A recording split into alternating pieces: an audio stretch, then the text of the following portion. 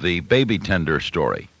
When I was a kid and got out of high school, age 18, did not go to college, got a whole assortment of jobs, all of which could be other stories. The Goldsmith brothers could be another story when we all quit the department store in one afternoon, 16 guys walking out. But someone asked for the baby tender story. One of the jobs I got was with the baby tender company. To those of you who do not know what the baby tender is, the baby tender is not sold in stores. There are imitation products sold in stores. The baby tender is sold in homes only. It's a square little thing you sit the child in. The child can sit in. The child can eat off a baby tender, play in a baby tender, comes on wheels, rolls around. It has rubber bumpers around the end. It's a very good product, very expensive. You can bump into it. It won't knock the kid over. There are 4 slots on each of the wheels, each of the bars, and as long as you put each one in the same slot and they all stand equal, it's a perfectly balanced unit. It is brilliantly merchandised and brilliantly sold. They get the leads for people who've had babies. They pay for hospitalists.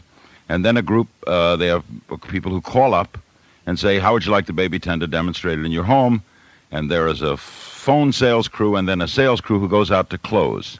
And you split with your phone guy. It was a very elaborate operation. You could make a lot of money. I was like 18 years old. Answered an ad in the New York Times, and I get hired as a baby tender salesman. And the guy who interviewed me really liked me, and they get pretty good lead lists because they call very early.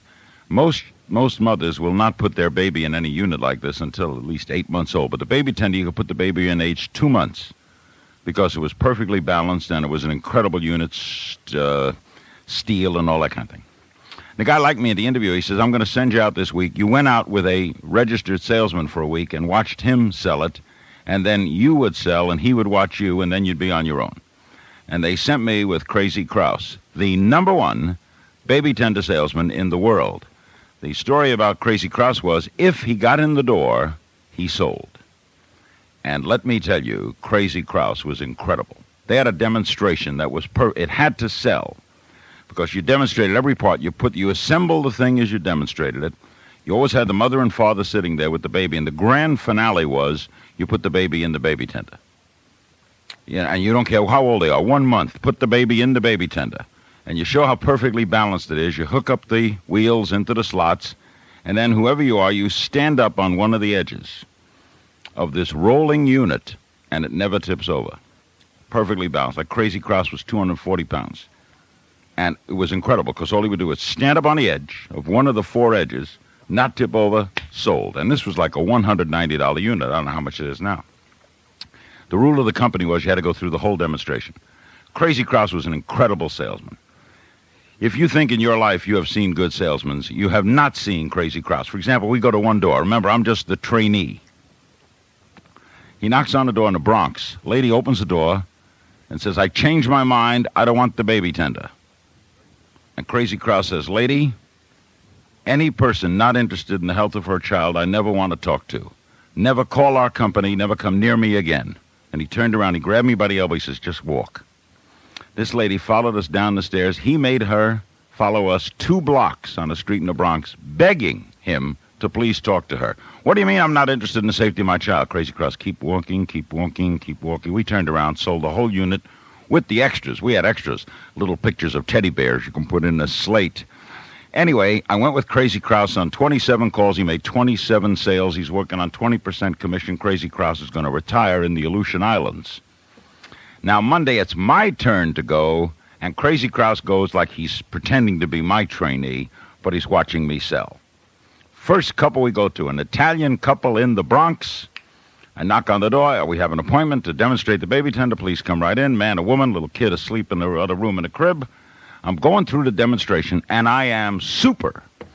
Crazy Krause is sitting on a couch. He's impressed. He ain't saying a word. I am demonstrating, and I'm putting the unit together, and I'm flashing, and I'm throwing all my lines, and I'm talking about the safety of that kid and this marvelous unit. In the middle of the conversation, the man says, sold. I'll take it with all the attachments. I had a little bounce in the heart, the thrill of all thrills. I made a sale. But the rule of the baby tender company is you must finish the demonstration. So I said, I have to finish. The guy says, you don't have to finish. I love this unit. I'll take it, ship it. We had to ship it. I said, I have to finish, sir. Please let me finish. So I go through the rest, and I'm waltzing, and Crazy Krause is smiling at me, and I say, this is duck soup. Then I say, okay, bring in the kid. So he said, well, our baby's asleep. I said, it's okay, wake him up. I'm going to show you the grand finale. You will run out and scream, baby tender is my life. So they wake up the kid. The kid must be 2 months old, and they put him in. Now, I am so excited over this sale that I have failed to notice that I have put 3 of the prongs in groove 4 and the 4th prong in group 3.